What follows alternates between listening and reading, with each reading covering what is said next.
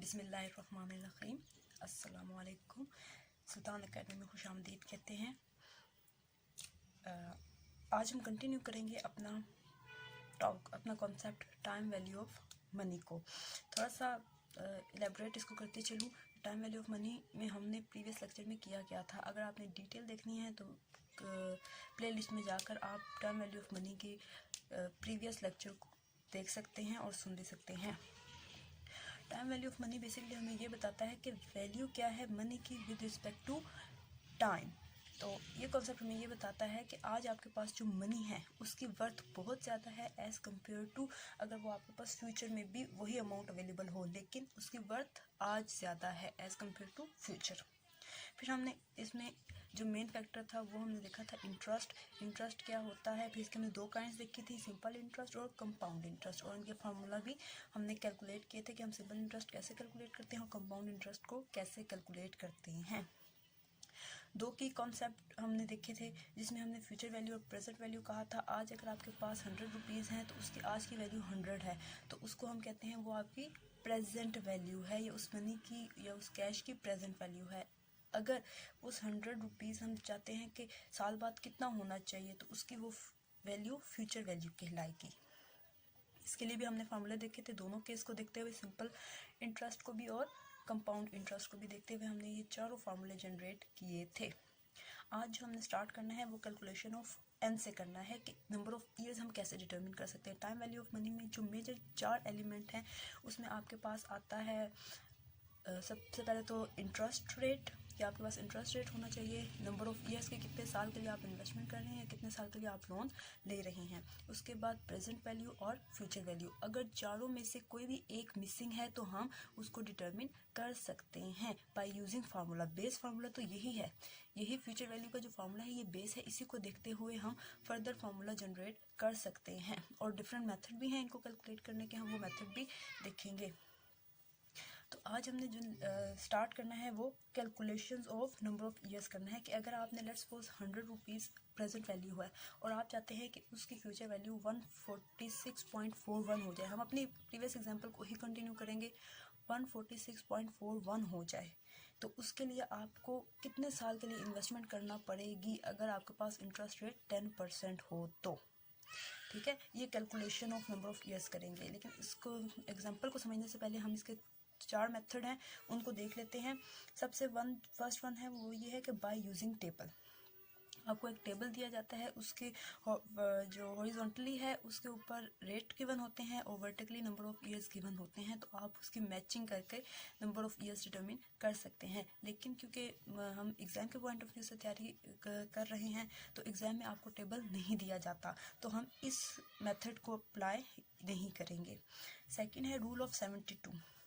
Basically rule of 72 ये कहता है कि आपकी जो फ्यूचर वैल्यू है वो मस्ट बी डबल होनी चाहिए प्रेजेंट वैल्यू के। लेट्स सपोज अगर आपके पास 100 रुपीज़ हैं तो आप 146 की डिमांड ना करें, आपके पास 200 होने चाहिए, तो तब जाकर आप इस फार्मूला को यूज़ कर सकते हैं। ये अजम्पशन है कि 72, इसके लिए जो फार्मूला यूज़ किया जाता है वो है 72/n=r। तो आप इसमें से रेट भी डिटरमिन कर सकते हैं और नंबर ऑफ ईयर्स भी डिटरमिन कर सकते हैं, लेकिन इसके लिए कंडीशन यही है कि आपकी जो फ्यूचर वैल्यू है वो डबल होनी चाहिए प्रेजेंट वैल्यू के, अदरवाइज़ ये प्रिटी हैंडी नहीं है, तो इसलिए हम इसको भी यूज़ नहीं करेंगे। हमारे पास जो थर्ड वन है वो ये है कि आप फाइनेंशियल कैलकुलेटर यूज़ करें। फाइनेंशियल कैलकुलेटर यूज़ करने के लिए आपको एग्जामिनर कभी नहीं कहते, आपको अलाउ ही नहीं होता फाइनेंशियल कैलकुलेटर यूज़ करना, तो इसलिए ये मेथड भी नहीं हम यूज़ करेंगे। जो लास्ट वन मेथड रह जाता है वो है by rearranging method. By rearranging method जो है ये हम यूज़ करेंगे बाय रीअरेंजिंग मेथड यूज़ करेंगे ये सिंपल फार्मूला यूज़ करते हुए कि future value is equal to present value 1 + i⁻n। इसको यूज़ करते हुए हम अपना नंबर ऑफ ईयर्स को डिटरमिन कर सकते हैं और इजीली कर सकते हैं। हम अपनी प्रीवियस एग्जांपल ही लेंगे जिसमें हमारे पास प्रेजेंट वैल्यू 100 थी, नंबर ऑफ ईयर्स हमने डिटरमिन करने हैं, रेट हमारे पास 10% है। 10% 10/100 इज इक्वल टू 0.1। ये परसेंटेज में है तो हम इसको नॉर्मल वैल्यू में ले आते हैं। और फ्यूचर वैल्यू ये कंपाउंडिंग इंटरेस्ट का केस है। तो फ्यूचर वैल्यू में हम 146.41 एज्यूम करते हैं कि हमें फ्यूचर में इतनी वैल्यू हमारे पास होनी चाहिए। तो इसके लिए हमें कितने ईयर के लिए इन्वेस्टमेंट करनी पड़ेगी या कितने ईयर्स के लिए हमें बोरोइंग करनी पड़ेगी।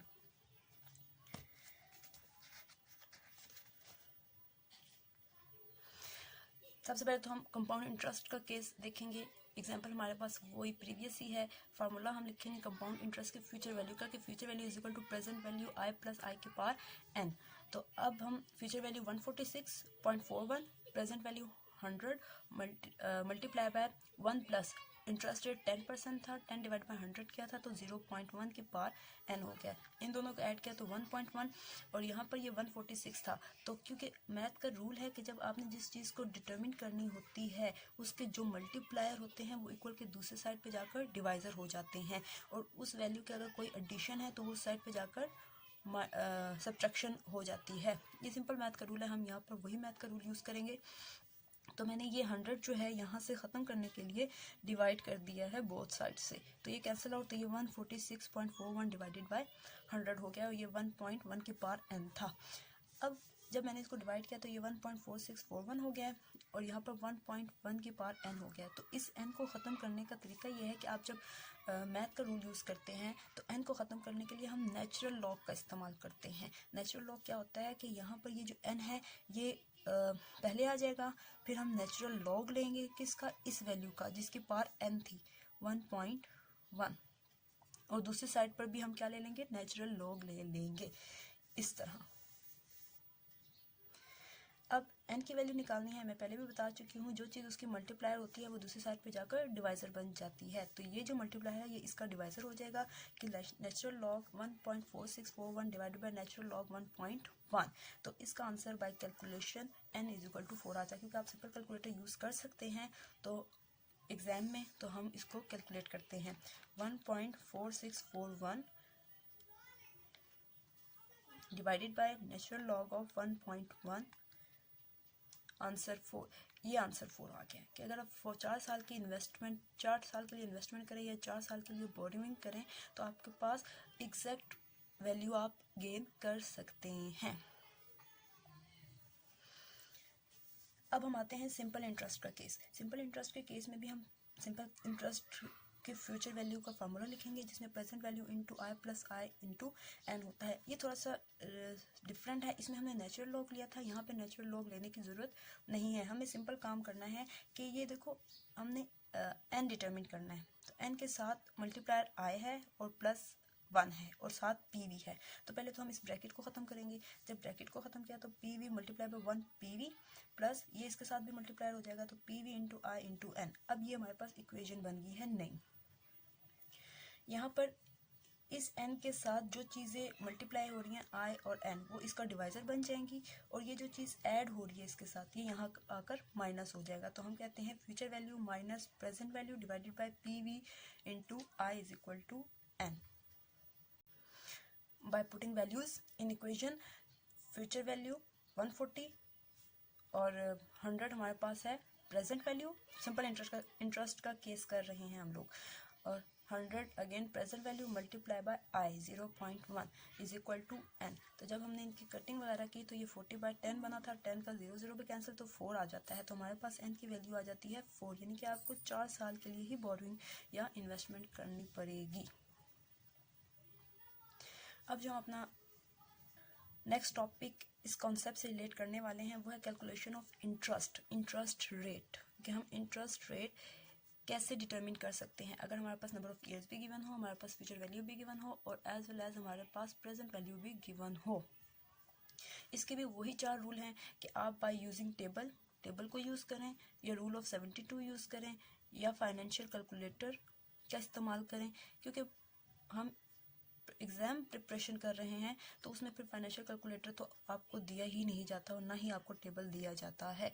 तो इसलिए हम जो मोस्ट प्रेफरेबल मेथड है वो बाय रीअरेंजिंग मेथड है और हम इसी को ही अप्लाई करेंगे। एग्जाम्पल वही प्रीवियस है, ये कंपाउंड इंटरेस्ट का ही फार्मूला सबसे पहले उठाएंगे, फिर सिंपल इंटरेस्ट के लिए इसको ट्रीट करेंगे। प्रेजेंट वैल्यू 100 थी, फ्यूचर वैल्यू लेट्स सपोज 146.41 है, n is equal to 4 years है और i आपने डिटरमिन करना है इंटरेस्ट रेट। कंपाउंड इंटरेस्ट के लिए फ्यूचर वैल्यू का formula future value is equal to present value into 1 plus i की पावर n। सेम मेथड करेंगे, प्रेजेंट वैल्यू जो इसका मल्टीप्लायर था वो यहाँ आकर डिवाइजर बन गया है, तो ये 1 प्लस आई के पावर n हो गया है। अब हम इनमें वैल्यूज डालेंगे, 146.41 divide by 100 into 1 plus i की पावर 5। तो अब ये जो 5 है, सॉरी 5 नहीं है, ये 4 है, क्योंकि नंबर ऑफ 4 ईयर्स लिए हुए हैं हमने। ये जो 4 है, इस 4 के साथ हम क्या करेंगे, हम इसका रेसिप्रोकल ले लेंगे, यानी कि 1 डिवाइडेड बाई 4 करेंगे बोथ साइड्स का, ताकि ये जो पार्ट है ये खत्म हो जाए। तो ये 4 इस 4 से कैंसिल आउट, यानी कि यहाँ पर अब कौन से पार्ट आएंगे, जस्ट 1। तो 1 जो भी पार्ट ले तो वो वैल्यू एग्जैक्ट ही रहती है, उसमें कोई चेंज नहीं आता। तो हमारे पास ये बन जाएगा 1 plus I is equal to, इस साइड की वैल्यू 146.41 डिवाइड बाई 100। तो ये जब हम इसको कैलकुलेट करेंगे बाय कैलकुलेटर, 146.41 डिवाइडेड बाय 100 की पावर 1 डिवाइडेड बाय 4, तो ये हमारे पास आता है 1.1। ये 1.1, तो ये जो आई है इसको सेपरेट करने के लिए ये जो प्लस है 1, ये इधर आकर -1 हो जाएगा, इस तरह -1 हो जाएगा। जब आई में से हमने 1 माइनस कर लिया, आई में 1.1 में से जब हमने 1 माइनस कर लिया तो हमारे पास आता है 10%। बाय कैलकुलेटर देखें तो 0.1 आता है, तो इसको डिवाइडेड बाय 100 करें, मल्टीप्लाई बाय 100 करें तो ये 10% ही आएगा। तो हम ये कहते हैं कि इंटरेस्ट रेट जो था वो 10% होना चाहिए, तब जाकर आप ये फ्यूचर वैल्यू गेन कर सकते हैं, या अगर आपके पास ये फ्यूचर वैल्यू है तो आप प्रेजेंट वैल्यू गेन कर सकते हैं। अब हम सिंपल इंटरेस्ट के लिए नंबर ऑफ ईयर्स डिटरमिन करेंगे। फार्मूला सिंपल इंटरेस्ट का हम लिखेंगे कि future value is equal to present value 1 plus i के पावर n। सेम मेथड है, पहले हम इसी इक्वेशन को खोलेंगे तो ये बनती है future value is equal to present value plus present value I into n हो जाएगा। ये जो आई है, जो भी मैंने बेसिक मैथमेटिक का रूल बताया है वही अप्लाई करेंगे। ये जो मल्टीप्लायर हैं बोथ, ये यहाँ आकर डिवाइजर बन जाएंगे, और ये जो एडिशन हो रही है ये यहाँ आकर माइनस हो जाएगी, इस तरह।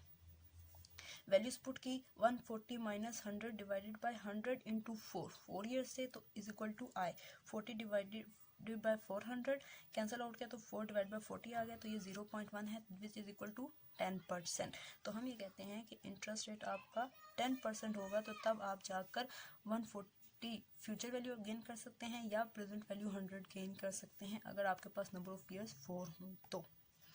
आज का लेक्चर यहीं तक। अगर आपको मेरा लेक्चर पसंद आया है तो लाइक और सब्सक्राइब ज़रूर कीजिए। अगर आप कोई सजेशन देना चाहते हैं तो कमेंट सेक्शन में आप सजेशन भी दे सकते हैं। Thank you.